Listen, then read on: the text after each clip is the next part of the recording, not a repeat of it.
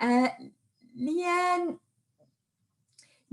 I mentioned when I introduced you that you're running this business, you sort of in the tech world, but you are also the founder, and I don't know whether what your title is, but certainly the founder of a non-profit organization called Be True to Me. And that's I think about the 30 years or so, can you believe it, 30 years that I've known you, that you've transitioned from the person that I knew then to the Leanne that I know today. And that's been a journey for you over a long period of time, and it's involved a lot of challenges. And I know there's been some rewards, and we'll definitely, come back to that. But I don't want to make less of the fact that it hasn't been an easy road for you. Tell us a little bit about what it's meant for you and some of the challenges you faced in this transition. Oh, so there's many questions to answer there.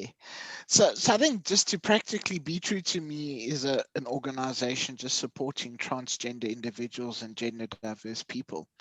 And to provide it on the ground, there's been a lot of organizations that do advocacy work and have some real value, but there was a big lack of being able just to provide community-based support between people, kind of thing. My role is executive director as an official term, as well as the founder.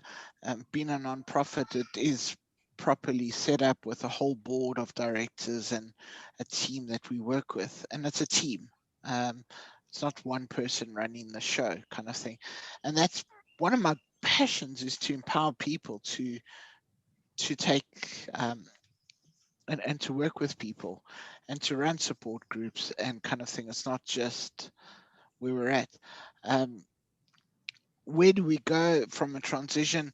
I think for me, just getting access to information was so hard many years ago, um, as well as getting information that's relevant to us in South Africa.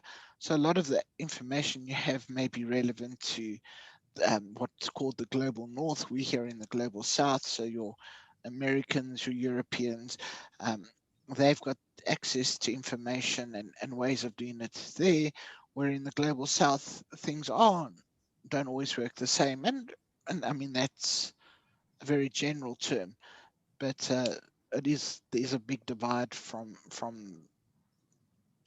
in access to information, the way things work.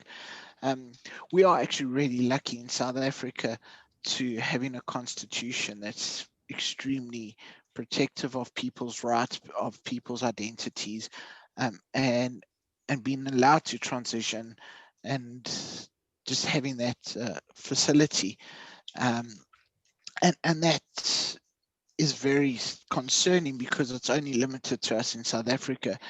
Even people in our neighboring countries are persecuted, are, are threatened, both from a legal and a safety point of view. So that's a lot of where the work I've done. Um, your heart gets broken every day when you know what's happening around the rest of the African continent, um, and the global south into South America, and other countries as well.